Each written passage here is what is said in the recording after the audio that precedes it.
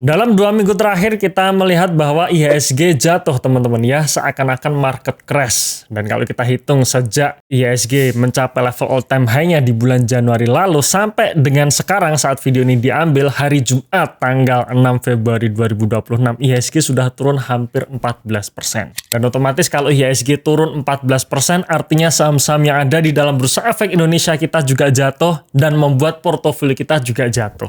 Lalu apa yang harus kita lakukan? Nah, di video kali ini kita akan membahas beberapa hal. Mulai dari penyebab, mindset yang benar, sampai tips bagaimana kita menghadapi market crash ini.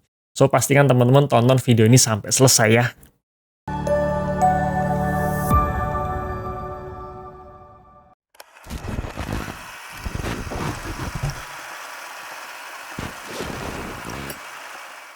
Oke, sebelum kita masuk ke pembahasannya, pastikan nih teman-teman, terutama yang baru mampir di channel ini ya, silahkan teman-teman untuk subscribe channel ini dan silahkan teman-teman download ebook watchlist-nya ya, karena kami sudah menulis ebook watchlist di mana ada 3 saham under value yang menurut kami ya, menurut analisa kami punya potensi yang menarik di masa depan ya, terutama untuk kalian-kalian yang memang view-nya adalah investasi jangka panjang. Ada insight-insight tentang investasi jangka panjang juga dan 3 saham under value. So, pastikan teman-teman download dulu ebook watchlist-nya ya, free, gratis. Linknya ada dalam deskripsi box atau dalam kolom komentar yang sudah kami pin.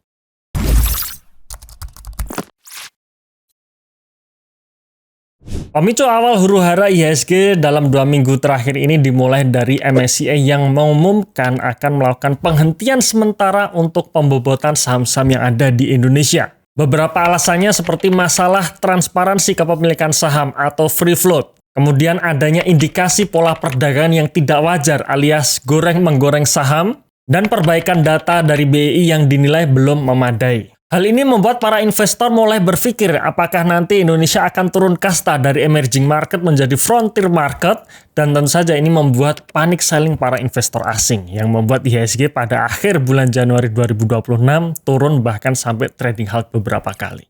Nggak berhenti sampai di situ saja, Goldman Sachs memperparah keadaan. Merespon isu dari MSCI, Goldman Sachs akhirnya menurunkan rekomendasi saham-saham di Indonesia yang tadinya market weight atau netral menjadi underweight alias kurangi porsi.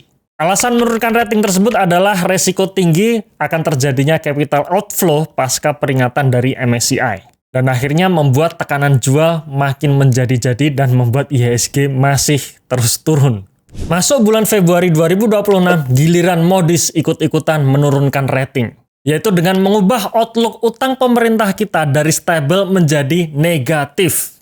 Alasan penurunan rating ini adalah ketidakpastian mengenai kebijakan fiskal dan tata kelola pemerintah yang baru. Sorotan khusus pada Danantara di mana membuat investor bingung soal pemisahan fungsi antara APBN dengan investasi komersil. Dan membuat sentimen negatif melebar dari pasar saham sampai ke ekonomi makro Indonesia.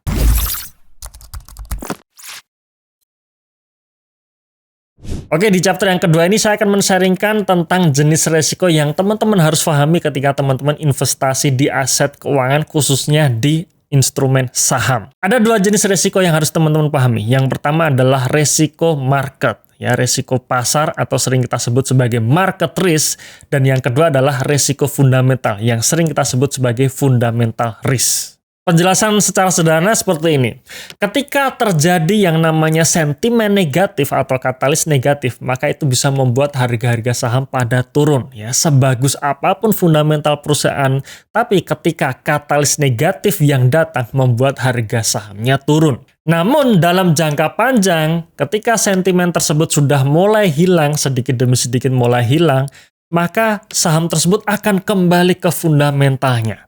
Artinya, kalaupun sekarang harga saham pada turun, tetapi di sisi fundamentalnya perusahaan tersebut masih membuka kinerja yang sangat bagus, kinerja yang solid, pertumbuhan labanya bagus, cepat atau lambat, nanti akan naik kembali. Jadi bisa dikatakan bahwa dalam jangka pendek harga saham itu sangat dipengaruhi oleh katalis, tetapi dalam jangka panjang pada akhirnya harga saham itu akan kembali ke fundamentalnya. Nah, mengenai market risk dan fundamental risk ini kita akan bahas lebih lengkap lagi di video selanjutnya ya. Jadi sekali lagi pastikan teman-teman untuk selalu ikuti video-video di channel The Investor ini.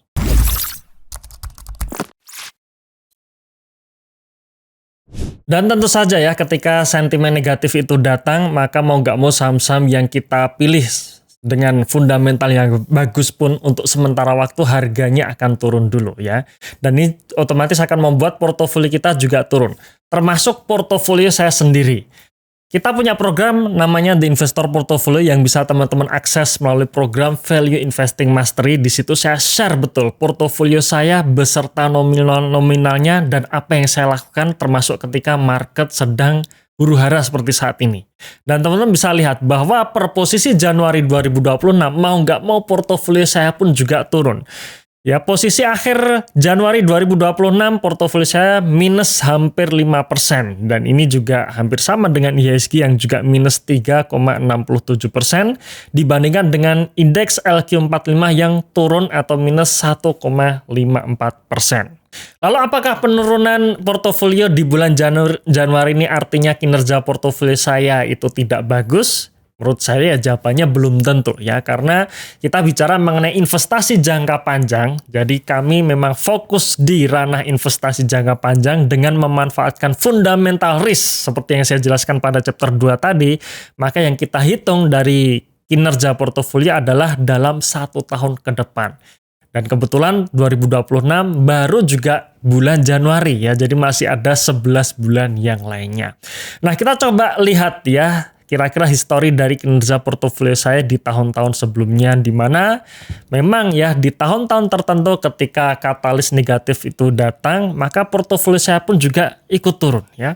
Seperti tahun 2021, di mana kalau teman-teman lihat di investor portofolio itu rilis sejak tahun 2021 sampai sekarang.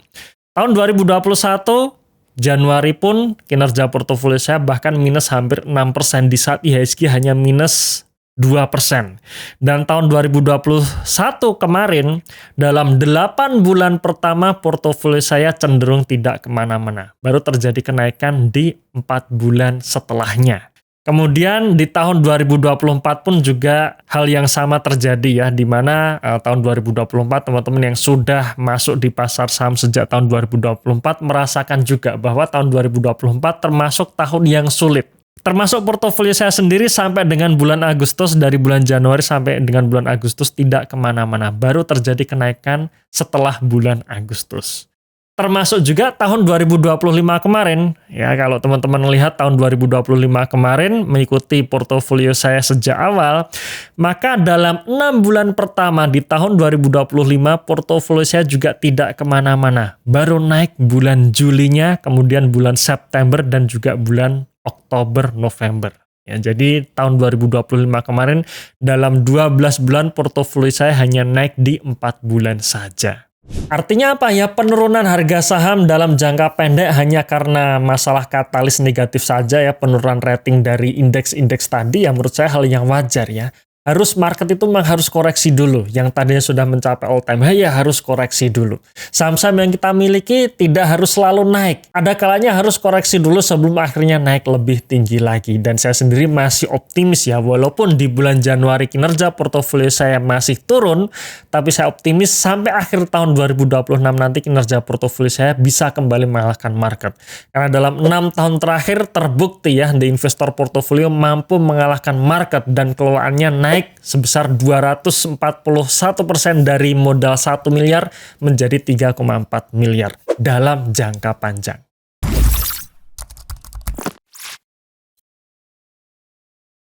Oke, dari 3 chapter sebelumnya yang sudah kita bahas, harapannya teman-teman sudah mulai paham ya, bahwa penurunan market akhir-akhir ini terjadi hanyalah karena market risk saja, alias karena katalis negatif saja. Nanti ketika katalis ini berangsur-angsur hilang, maka semua akan kembali ke fundamentalnya. Kalau suatu saham itu memang punya fundamental yang bagus, punya prospek yang bagus, kinerjanya masih bagus, maka cepat atau lambat harga-harga saham itu akan naik kembali. Nah, di sini ada saran yang bisa teman-teman pertimbangkan ya. Yang pertama adalah miliki mindset investasi jangka panjang. Terutama buat kalian-kalian yang memang tidak punya waktu untuk memantau market secara harian, tidak punya waktu untuk melihat berita secara harian, tidak punya waktu untuk melihat foreign outflow secara harian, maka pastikan teman-teman punya mindset investasi jangka panjang. Udahlah, nggak perlu trading ya, cukup kita beli perusahaan bagus di harga yang murah kemudian hold saja. Kita ikuti fundamental risk-nya saja. Yang kedua, ketika kita mulai panik, karena harga-harga saham yang ada dalam portofolio kita turun, mulai review kembali kinerjanya, fundamentalnya seperti apa, apakah fundamentalnya sesuai dengan yang kita harapkan atau tidak.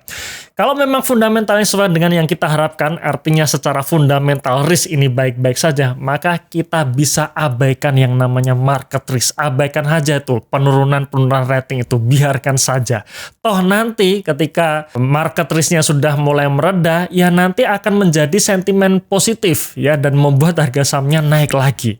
Nah, kalau kita sudah mulai meneliti kembali fundamental-fundamental yang ada dalam portofolio kita, ya tentu saja kita bisa tahu apa yang kita lakukan ya, dan kita tidak bingung antara hold, cut loss, atau averaging down.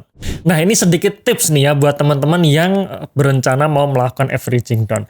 Ketika teman-teman mau melakukan averaging down saat memang harga sahamnya turun, ini memang peluang yang menarik untuk serok ya, tapi teman-teman harus pastikan juga alokasi per sahamnya. Apakah alokasi saham tersebut di dalam portofolio kita sudah terlalu banyak atau tidak.